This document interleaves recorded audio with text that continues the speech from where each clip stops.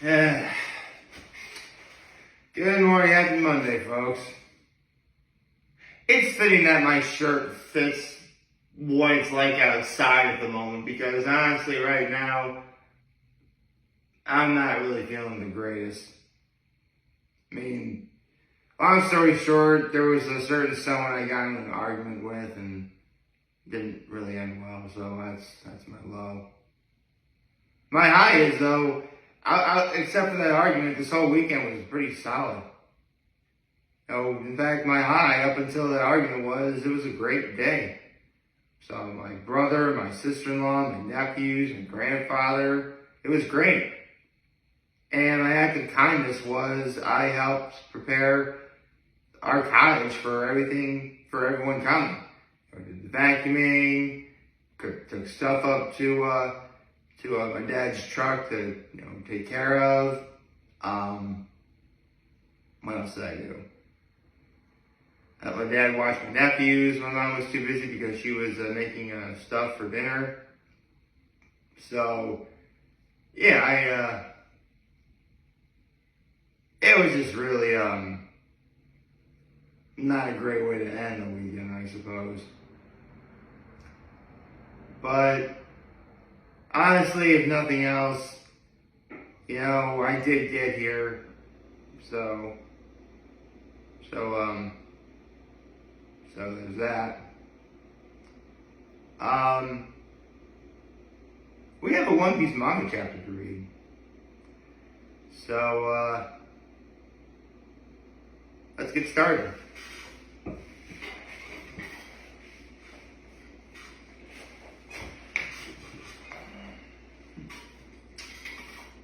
Considering I do believe there's a break next week, I better enjoy this now.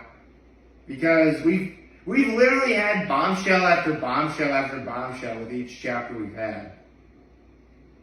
Unfortunately, each bombshell feels like it's been a long time since we got it because we've actually had a lot of breaks this year. And I say that with having a break next year. So actually, is there a break next week? I do believe there is. Oh. Wait, seriously?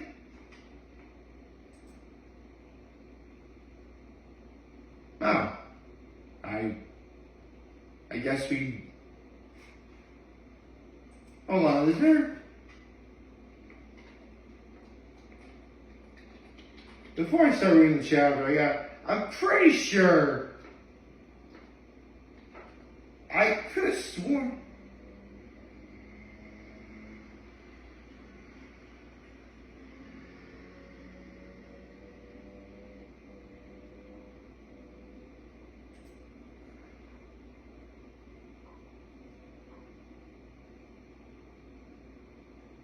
Okay, yeah. This is wrong information on Viz. It really will be 2 weeks until we get the new chapter. That's fine. Honestly, sometimes whenever I read One Piece manga chapters, there's definitely a bit of an added stress, the fact that I have to remember to do this. So, next week will probably be good. Anyway, One Piece Chapter 1116, Inner Conflict. Okay, looks like people around the world are still hearing Vegapunk's message. Oh my god, it's Emu.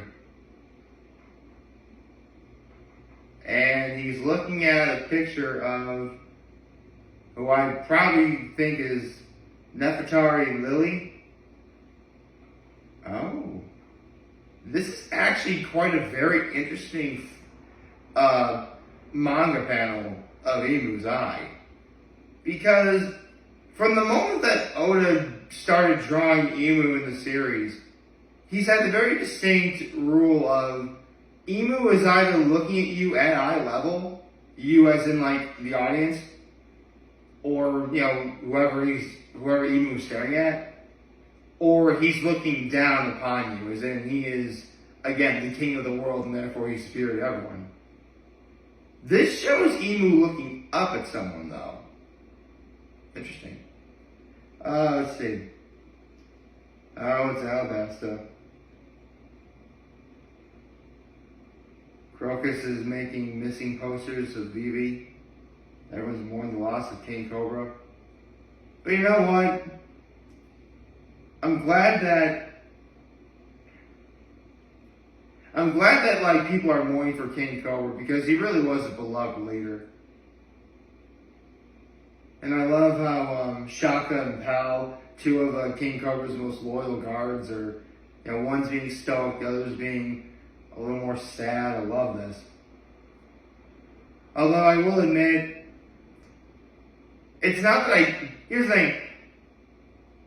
When Oda draws a character that he knows is about to die, usually that is an elderly figure, he draws them not decrepit, but when you see them, you're like, okay, they are going to die soon. It happened when we first met Whitebeard. He's the strongest man in the world, but he's in his early 70s. He's got IVs in him, an oxygen tube in his nose. He was going to die at some point. And now with King Cobra, because it's been 2 years since we first met him, but he has gray hairs. He was in a wheelchair. Come to think of it, was he even standing when we saw him before he died? I don't know. Anyway, let's keep reading. Okay, Vegapunk is explaining how he created the Mother Flame as his means of providing free energy for the world, but a piece of it got stolen. And apparently someone did steal it. I presume York, because York would do anything to become a celestial dragon. Oh. Looks like Stussy's having a bit of an existential crisis. Remember, Stussy's a clone of Buckingham Stussy. Sorry, Stussy. Yeah, she's a clone. And clones whenever anyone draws or writes clones in any kind of fictional media, there's always that level of existential crisis that clones have. Clones are usually meant to serve a purpose. In this case, it was clear that their purpose was to serve Vegapunk or, Stella. So with Stella gone, what's she gonna do? And I love how Edison is telling her, you should do whatever makes you happy. And that's really cool. I love this. And I love how, she says, Kaku's my friend, let me help him. In a perfect world, I would think that Stussy joins the Straw Hats, but I don't think that's going to happen. I do at least hope that both Kaku and Rob Lucci start rethinking, where they stand as far as being on the side of the world government. Kaku at least I think probably would, but at the same time, I'm sure he'll follow Lucci wherever.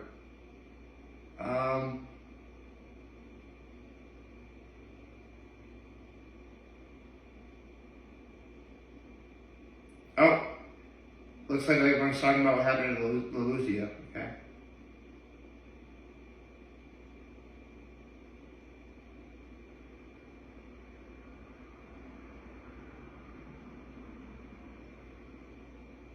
Holy cow. Holy cow. It's been confirmed.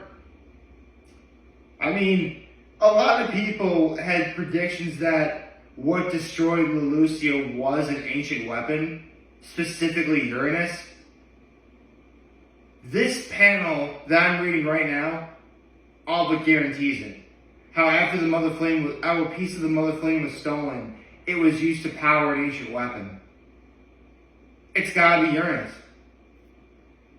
So unless for whatever reason I'm wrong, all three ancient weapons are now officially accounted for. Pluton is on Wano. Poseidon, who's Princess Shirahoshi, is in the Fishman Kingdom. And Uranus is in the possession of the world government. if the final war is going to be between, I presume, the world government versus whoever, probably Luffy's going to be leading the charge because he's essentially the second coming of Joy Boy.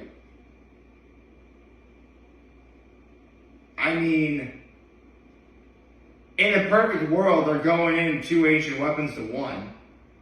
The problem is, though, Pluton and Poseidon are both land and sea, respectively, and Uranus is sky. Usually, whatever sky is the better advantage. But we'll have to see.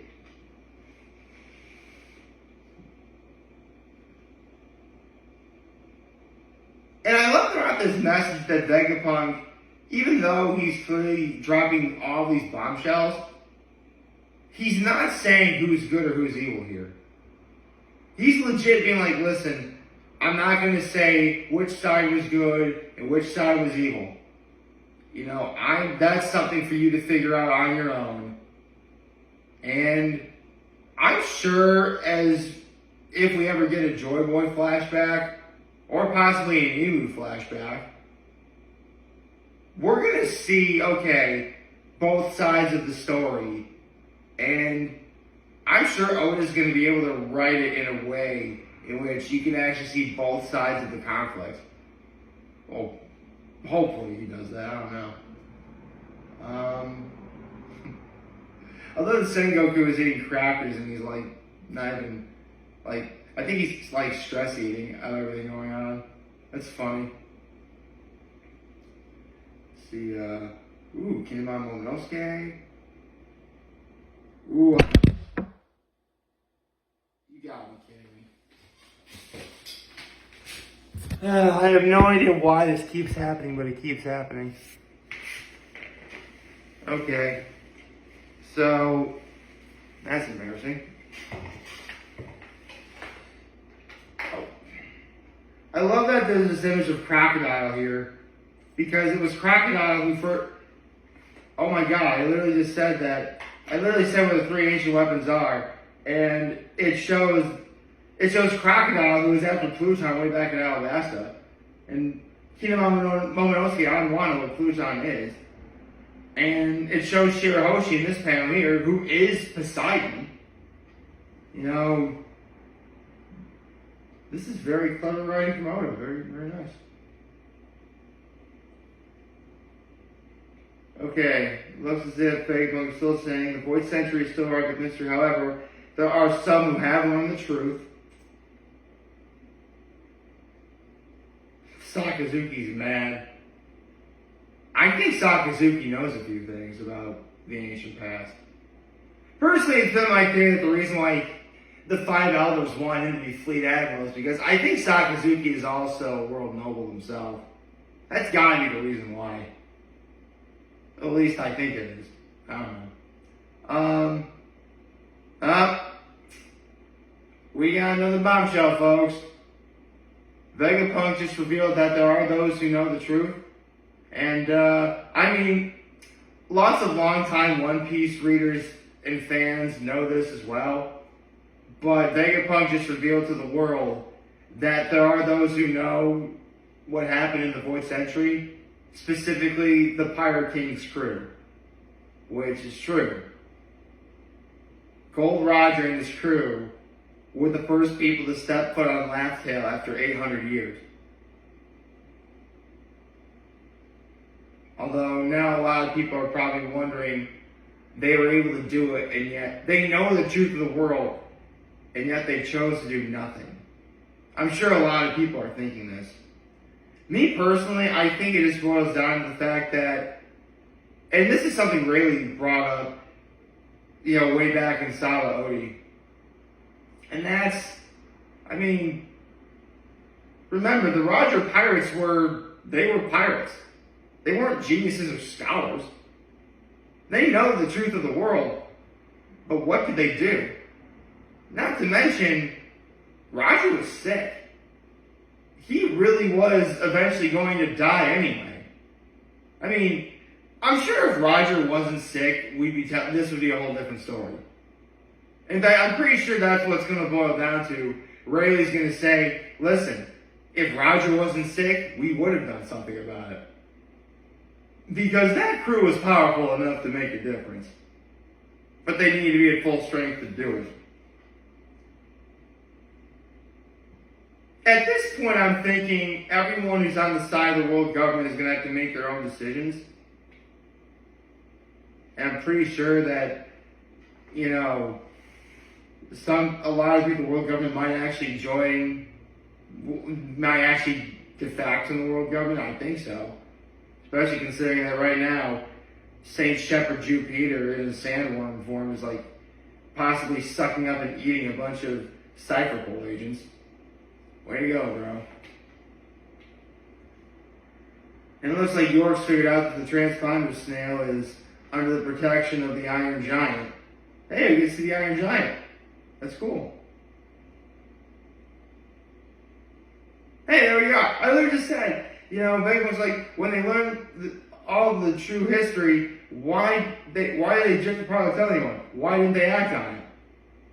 And here we see, okay, this is my favorite panel of the chapter, which is sad because this means the chapter's over. This is the last chapter. And it's Rayleigh laying face down, drunk, smiling, saying, Don't rob the youngins of all the fun. Right, Roger? See, remember, when the Roger Pirates made it to Laugh Tale, they called it Laugh Tale because whatever they saw, all they could do was laugh. What Rayleigh here is saying is, don't ruin the joke for anyone else. Because the Roger Pirates are in on the joke. You're literally spoiling the joke for everyone else. I mean, at least I think that's what it is. Man, it's going to be a rough 2 weeks waiting for this next chapter. But at least I'm feeling better regarding yesterday. I hope you like this video. If you like, subscribe to the YouTube channel, also social media. As always, I enjoy helping this video for all you guys watching Joe. Hope you have a wonderful, wonderful, wonderful Monday. And remember, if you guys want to talk to me, we'll be here to let me know that. Take care. Make good choices. 607 all day, baby.